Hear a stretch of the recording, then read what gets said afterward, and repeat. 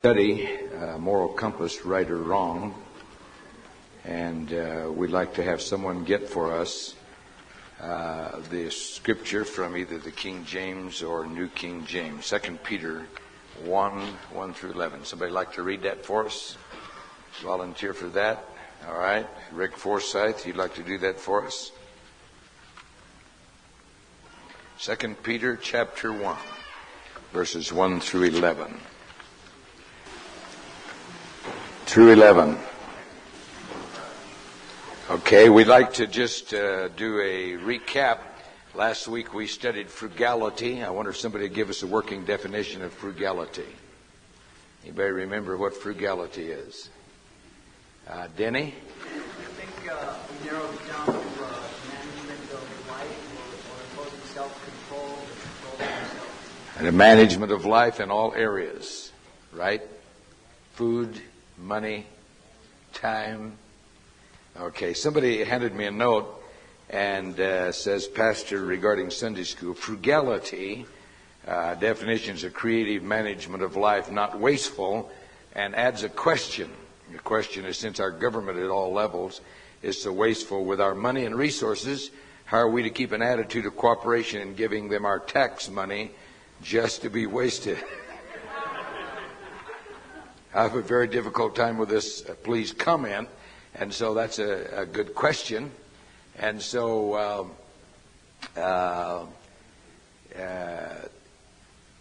to gain a balance, if you want to keep a proper attitude, you have to stay saved. That really will help you. And it's very difficult without staying saved because of the thing. However, you have to go farther back. It'd be very easy to do what a number of people are doing. They splinter up in little groups. They've lost all hope in our nation.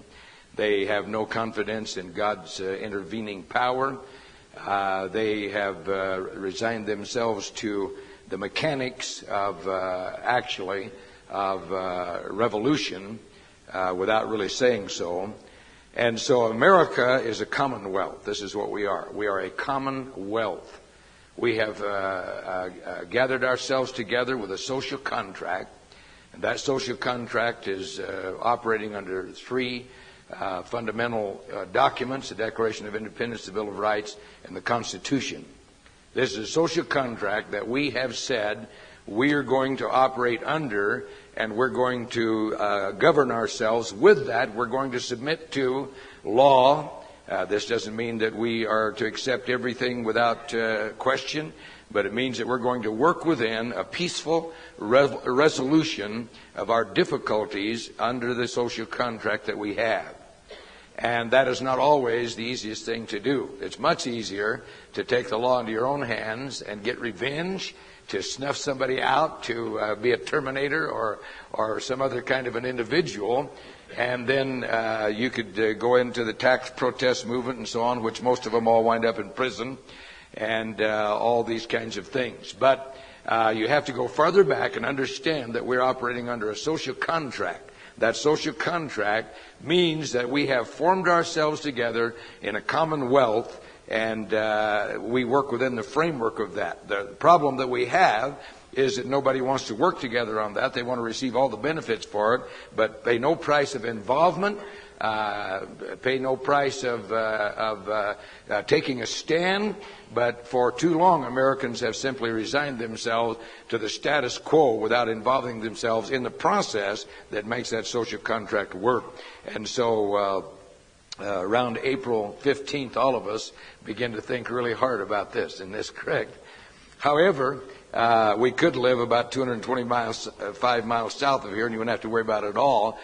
Then all you have to worry about is eating, and you wouldn't have to worry about paying taxes. It's just survival. But we live in a wonderful nation, but the iniquities of that will not be solved by simply resigning ourselves to the status quo. But we have to make the social contract work, and that means that each of you have to take responsibility in the involvement in the social contract. Okay, this morning we want to take a new subject, and if we run into discussion time, we may open that back up. We want to talk about honesty, and the author that I'm working from defines this as the crucifixion of instinct. Years ago, I was sitting on the platform with Pastor Johnson. We were dealing with a young woman in our congregation that was causing us some upheavals and some problems. We're trying to resolve this. And there were some difficulties about actually what the actual circumstances were. And I leaned over to Pastor Johnson and I said, "She's lying." And he said to me these words, "What reason would she have to lie?"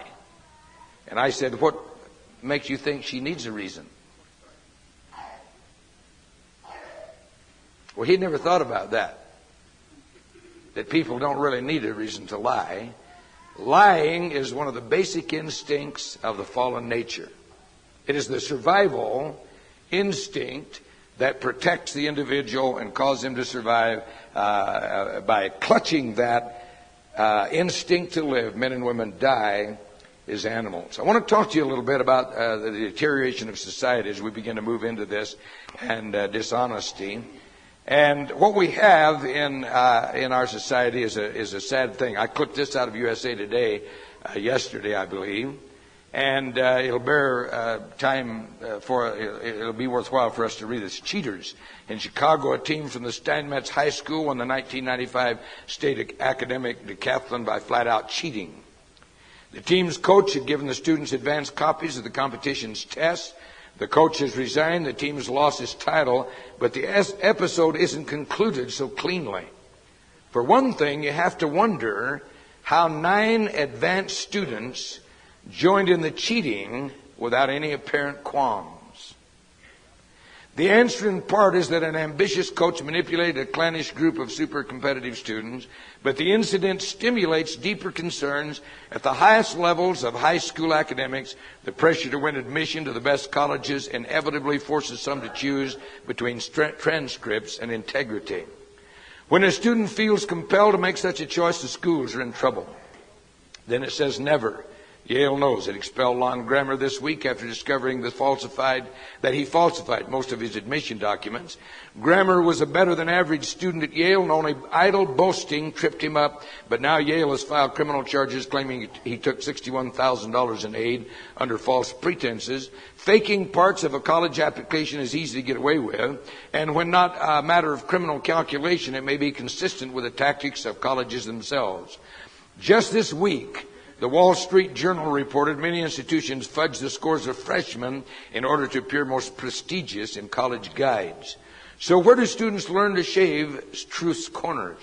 Sometimes, perhaps, from the institutions that are supposed to teach them about truth in the first place. Prosper.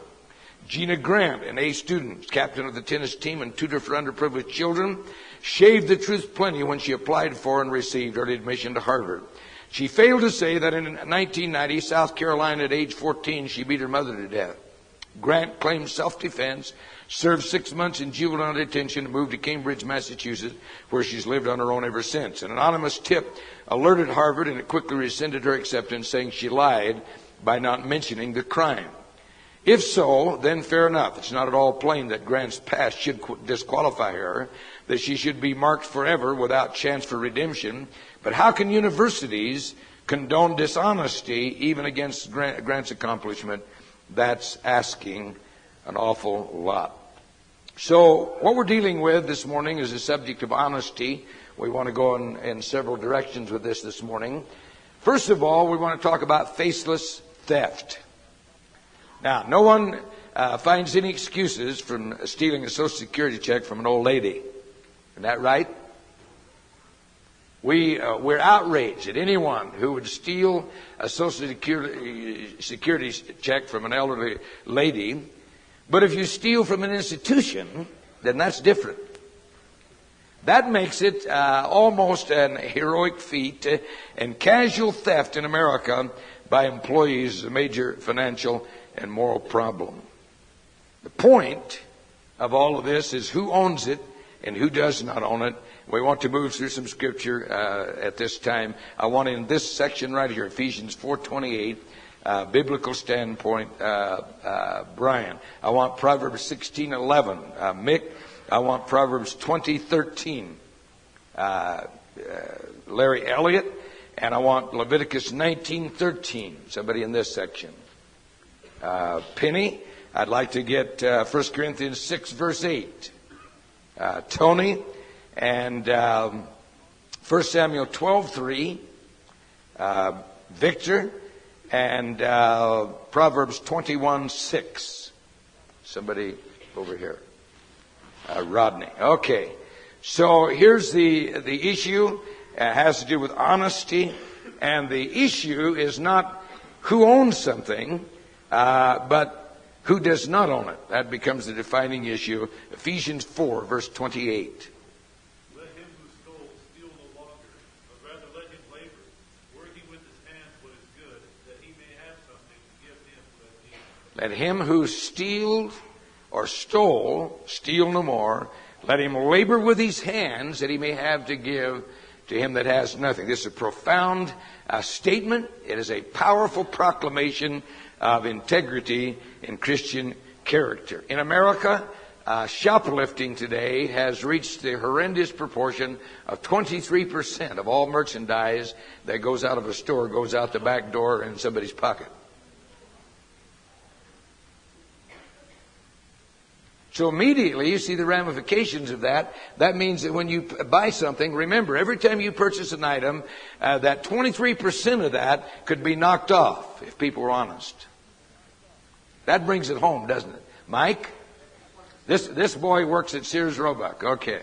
Sears Roebuck. The thing that's so annoying about that is that if you're caught shoplifting, it's no more serious than a traffic violation. Okay, if you're caught shoplifting, it's no more serious than a traffic violation, which would be what, a fine? Yeah, they give you a ticket, they send you back. Give you a ticket, send you away. Bear? Okay. And you were unsaved. I was not saved. Okay. I was a good member of the team to study it because I knew exactly how they did it. Because I was doing it. Okay. Now you don't suppose any of those folks have been attending church, do you? Well, I don't know. I hadn't gone to church for a long time. Okay. Shoplifting. Okay. And Employee theft was almost twice as much as shoplifting. Well, after all, you were employed by the institution. You deserved that, right? Because they wouldn't pay you enough to begin with. Isn't that right? This is an American. This is fundamental to America. I mean, they don't pay you enough, and so you steal it, and you make up for them because you're justified in doing that. Right? well, I didn't have enough money to buy booze and drugs. Oh, I see. Okay. So, Patsy Clement works at Walmart. The biggest percentage of shoplifting goes from people who work there themselves. Rick? It goes a little further. I was a thief before I got saved. And what I would do is have a buddy go in and take a small price tag and put it on an expensive item. Then he would put it back on the shelf. I would go in and buy it for the low price, and then he would take it back in and get the money. So you've stolen it twice. Is creative fraud. See, in America, we educate our people and they become creative.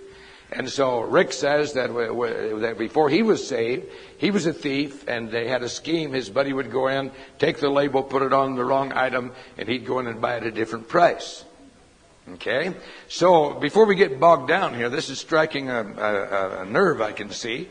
And so before we get bogged down here, we need to talk about dishonest business practices. So we've said, let him that stole steals no more.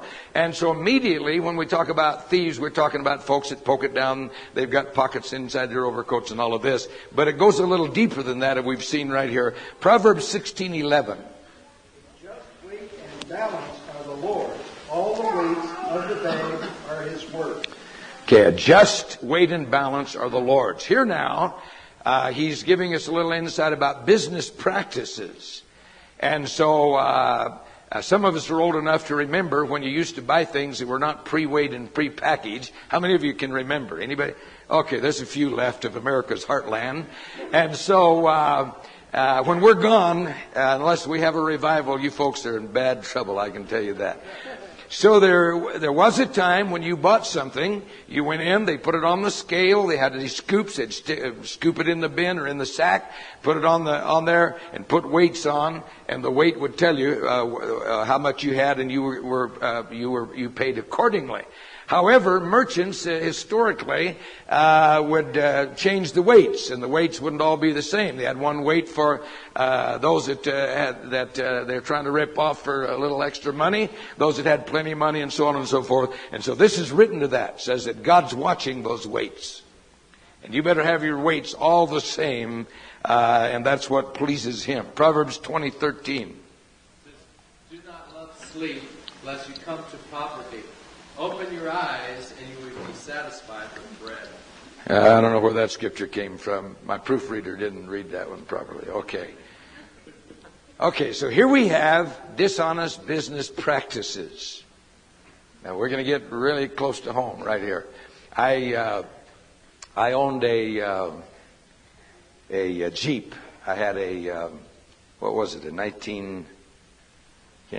69 Toyota Jeep. And so there was a man in this congregation who wanted it really bad. And so he finally got the message through to me, and I knew he didn't have any money, but I knew he had guns. So I said, what kind of guns you got? Do you want to trade me? Okay, you want this? So he gave me a list of guns. I cut him a fantastic deal, but before I did, I said to him, I want to tell you everything that's wrong with this Jeep. I can tell you everything's right about it because I put a fortune into it. But it still has some problems. And I don't want you coming back to me 6 months from now and saying to me, you ripped me off because you didn't tell me about this and this and this and this. And so I told him everything that was wrong with the Jeep, traded him. He got a great deal. I don't know whether I got a great deal or not, but at any rate, I got rid of a dog. And had a pile of guns. Say, well, that's an unusual practice. Well, but in life, if you're not very careful, you begin to enter into a realm where your integrity is left behind. And all you're interested in is a great deal and getting the best of every situation. I want Leviticus 19:13.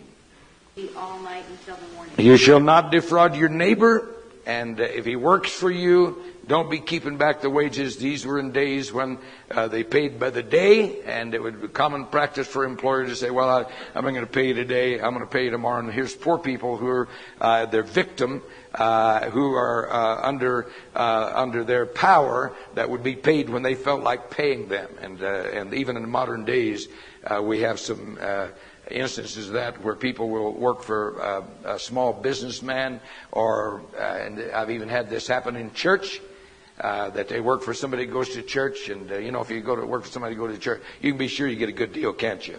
No.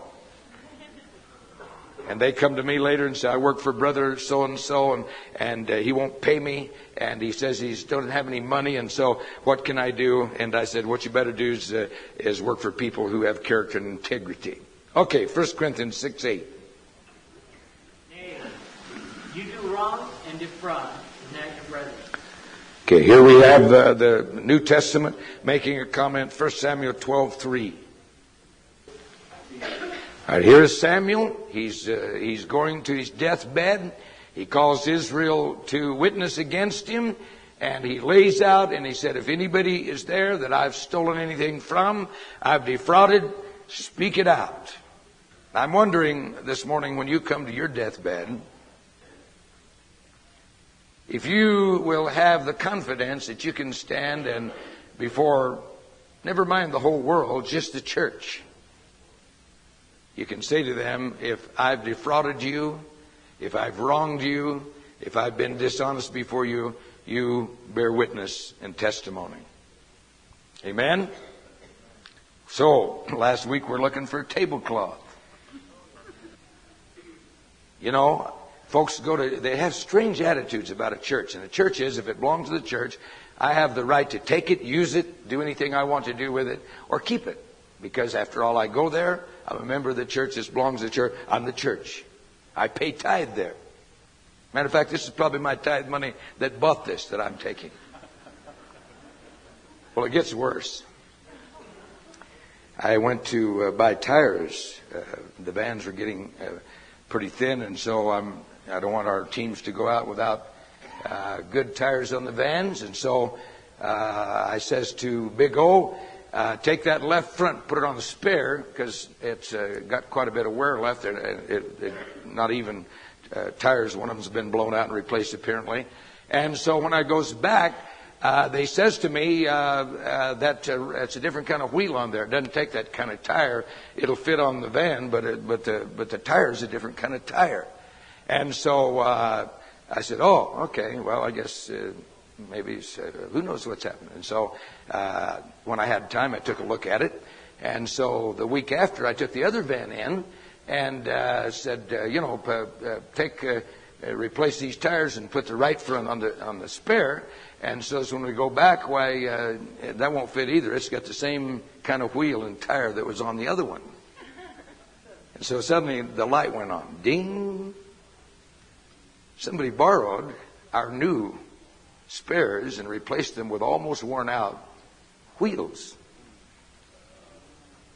Now I know that they go to church here, and so you pay tithe, and you're a member, and so you own that. I know that. But when you get to your deathbed, will you be able to stand before God and say, here I am? Well, moving rapidly on to other things that we're doing, I just want to put that in because it was bugging me. Now let's get to dishonesty of words. Okay, now we've talked about faceless theft. See, this is faceless theft. Faceless theft is not that you would go to Jim and you'd say, give me your wallet, and you steal the money out of his wallet, or you wait till he went to work and went in his house and stole it, but that you would steal from an institution. Because that's different if you steal from an institution. That doesn't make it personal anymore. That means that you're stealing from this faceless institution that has mega money, that actually has misused you and abused you anyway. And after all, you're an American citizen. And after all, you've been living in poverty all these years. And after all, the government is crooked. And after all, the church you can't trust. And so, after all, it's faceless theft. So now let's talk about dishonesty of words. I want Ephesians. Did I get Proverbs 21:6? No. Who's got it? The getting of treasures by a lying tongue is a vanity tossed to and fro of them that seek death. Okay, the gain of treasures by a lying tongue. I want Colossians 3:9 over on my right. Somebody like to get that for me? Michael, 1 Timothy 4:1 and 2. Bear, Proverbs 12:22. Somebody over on my far left. Woody, Proverbs 6:17. Rob, and also verse 19. Proverbs 6:17 and 19. Okay, so we'll work through that. Outright lying. Now we've talked about dishonesty by taking things that don't belong to you, because that all has to do with honesty and character. Now we're talking about the theft that comes by words. Colossians 3:9. Not lying to one another, since you put off the old man with his deeds. Here the apostle speaks of Christian conduct between brethren. Lying has no place between brethren, much less between those that are saved and those in the world. 1 Timothy 4:1 and 2. Okay, and Proverbs 12:22. Lying lips an abomination to the Lord. And Proverbs 6:17 and verse 19. Okay, here we have the scripture. Pastor Rins gave me an excerpt from an article. It's worth sharing. It quotes one of the scriptures out of Proverbs, and it's out of Short-Term Living is what this is entitled. It says, the getting of treasures by lying tongues, a fleeting vapor, and a snare of death. The getting of treasures by a lying tongue is a vanity tossed to and fro by them that seek death. The rewards of this life, which go to the lewd, the liars, and the loose, are short-term loans borrowed from the bank of trouble, which have to be repaid only a few days thence. They cannot be renewed. Life has a way of exacting retribution. The liar can impose upon the public for a time. The lewd can pose as artistic for a brief period. The lascivious book can sell today. But for all these, there is a tomorrow, as there is for all the rest of us. No man has ever been able to outwit the Almighty indefinitely. The most unfortunate aspect of the success which is founded upon lies and deception is the fact that it deceives the perpetrator of the fraud even more than it fools the public. It convinces him that it can be done indefinitely. Whenever any man begins to believe that lie, he has sealed his own doom. No one is ever fooled so badly as the one who fools himself. This is a very profound statement. I've been listening to a set of tapes that I got by my agents, and so this 4 set of tapes has a cover on it called Men of Integrity, and it's a set of teachings to men that are done by a man that you would know if I called his name. And to listen to these tapes, you have to be saved. I mean, to listen to these tapes are outright lies and fabrications. I mean, it enrages you. I've let a couple of 3 pastors listen to these, and they almost break the steering wheel off their car as they're listening to this because of the outright fabrication. Now, this man boasted he's running 5,000 people now. And he's a bald-faced liar. I mean, it's the most outrageous thing that I've ever seen in my life. You can't help but question as you're listening to this, doesn't this man know what he's saying? I listened to the last one the other day. I was going to Phoenix, and on this he says he used to belong to a fellowship that was planning a church a day. Said they had thousands of churches all over the world, but they don't. Well, we never were planning one church a day. And we don't have thousands. We've been struggling to get 850, I think, or something like that. And we're trying to open more than we're closing. But you see, it doesn't matter to him. What he's trying to propagate is how great an organization he used to be a part of. And he goes on and on. The fabrications are outrageous, and yet he grows and grows and grows and grows. And so if you're honest, you begin to think, you know, God, that's not right. How many say that's not right? Lord, isn't there any lightning still coming from heaven? Isn't there any justice, Lord, at work in the earth? We have good men, honest men, hard-working men, dedicated men. And these men are struggling. They run 60 people, 120 people, 200 people, and they fight for every convert they get. And so here's this guy who's a total fraud. This guy's a fraud. I've got 4 tapes. This is only part of the story. These are just these 4 tapes. There's other stuff. This man's a total fraud, and yet he grows. He drives 95 Mercedes-Benz now in his parking spot. He's building a great home in Portland, Oregon. I mean, it's endless. But you see, what we read here in the text, life has a way of exacting retribution. No man has ever been able to outwit the Almighty indefinitely. Psalm 73, if you want to get a little balance, read that. David said, I was tormented. I finally went into the house of God, and I saw the end of the wicked. Okay, so here we have the issue of outright lying. Now we have deceptive hypocrisy. We have an interesting story. I want Romans 16, 17, and 18. Somebody like to get that for us? Noel. So here we have some interesting insights in Scripture, and this is going to be very interesting. This is Abraham. Abraham goes down to Gerar. He's there in Abimelech, is a powerful king there. Abraham has gone down to survive in drought time. And as he's there, he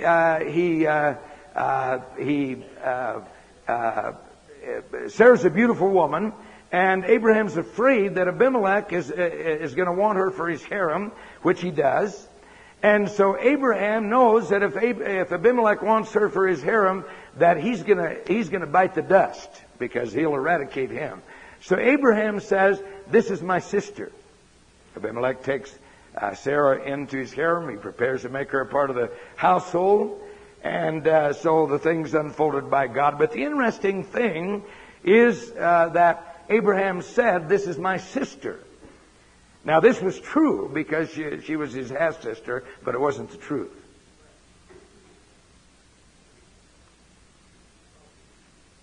Are you following me?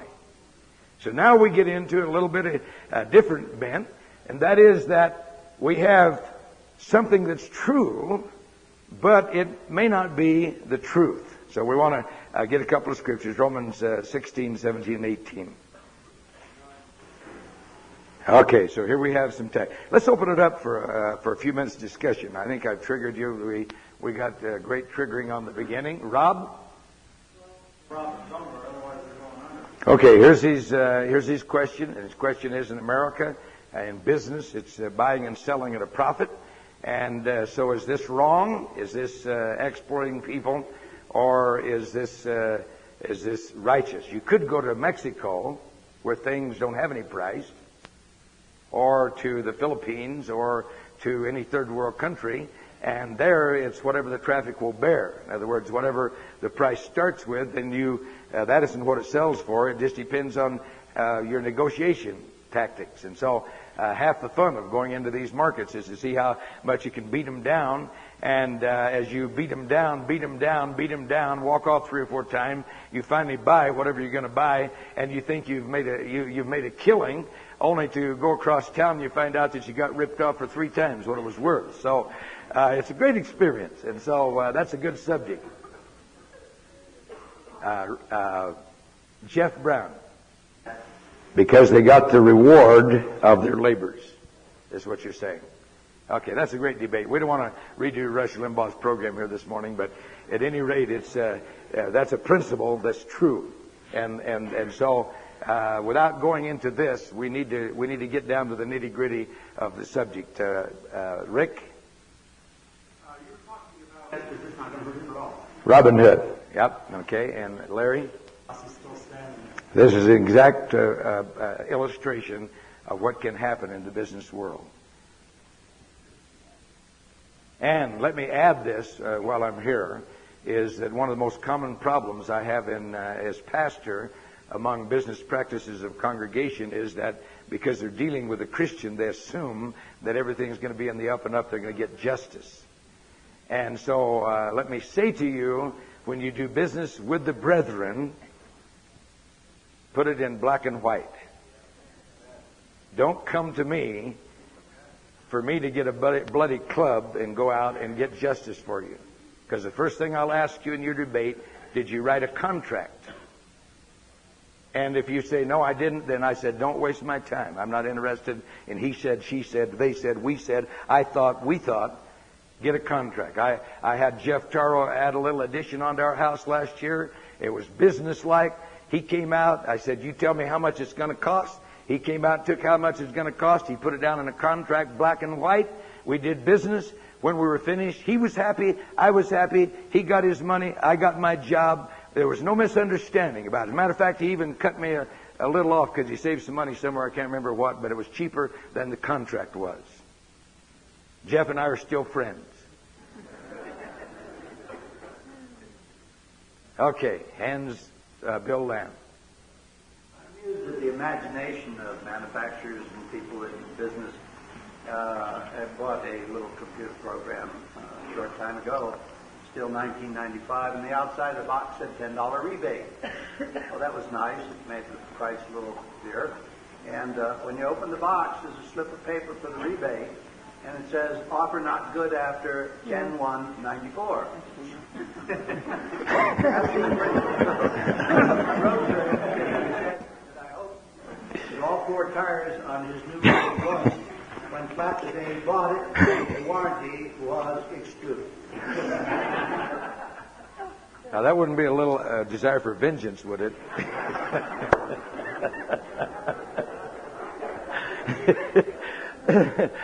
Okay. Victor? Going on the note of contract, I did a little job for a customer, and the job was to refinish the floor and pull out some bad boards and replace it. Well, I wrote a contract because of some arguments concerning financing at the beginning, etc. And the contract spelled out exactly what I was going to do. But at the end of the job, he said, "Well, aren't you going to do the trim?" I said, "You read the contract. There's no mention of trim anywhere. You agreed for me to do what I told you I would do, and I did that." Well, I just figured, you would do that. I said, "I don't do trim." That's why I didn't write it on there. I said, "You can pay me $1 million. I hate trim." And so, well, I just said, well, figuring and what we agreed to is 2 different things. So either we'll settle this now and get it over with, and it covered me as well as it covered the customer that he could come back on something if I had not agreed to that contract or to what I'd written on the contract. And so it's a good idea to cover both yourself and the customer either way. Okay. Andre? I was just thinking about what you said about dealing with people in the church who had familiarity, somebody wasn't helping you out type of thing.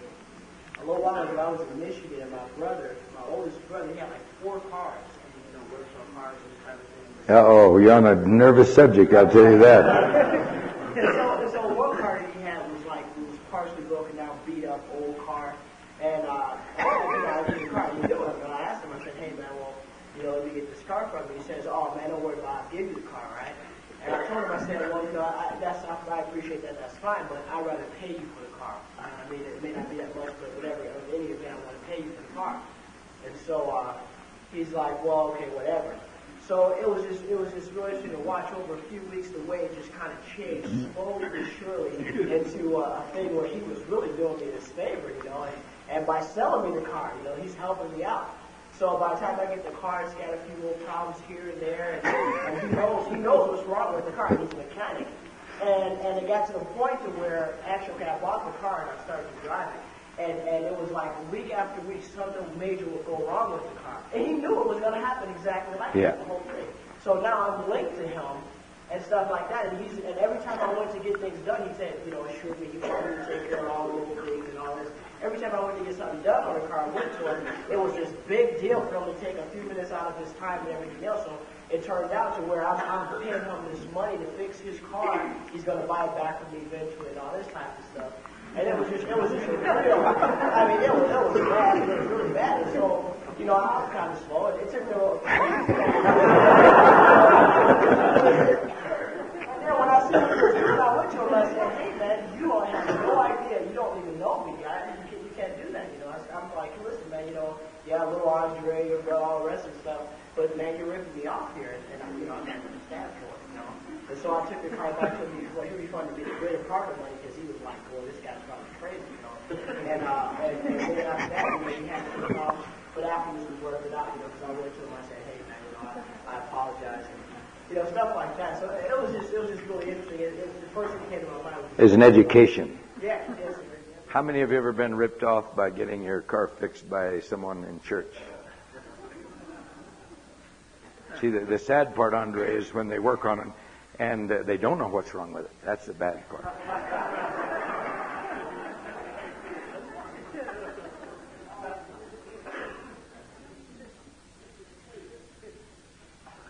Okay. Denny. Remember, the subject is honesty that we're dealing with here. It's not communism, socialism. It's honesty. For a day, and when that happens, there's a lot more wordplay and a lot more chatter, and things don't get done quite as fast. All right, here's a profound subject now. The boss is gone a lot of the day, and so when he's gone, there's a lot of horseplay and so on. Okay, it's getting really nervous here. Would you go ahead and continue? Things to do, and so I just keep doing what I need to do. He keeps working. And so during the day, one of the younger guys comes in and says, "Why don't you They get mad at you. why don't you take it easy?" Yeah. And I said, "This is a good job. Why should I?" Yeah, you're killing the job for the rest of us, is what he's saying.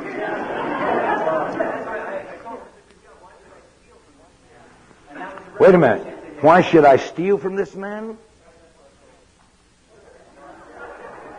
Did you hear that? Here is an honest man. Go ahead, Denny. But it was a profound concept to him. It never had crossed his mind that you exchange a day's labor for 8 hours work for 8 hours pay. Right. It's a great American pastime. Do as little work as you can, get as much money as you can. And if possible, join a union so you can squeeze out some more. Nancy, real loud for me. I had a dream that belongs to my great-grandfather twice as much to fix it. What do you think should happen in a situation like Did you have an agreement? that? Yeah, he'd already Certain price. And then after he had put in his price and took the ring apart, he said that the price of the part, or what, Yep. would fix it, had gone up. I hope he's not sitting here this morning.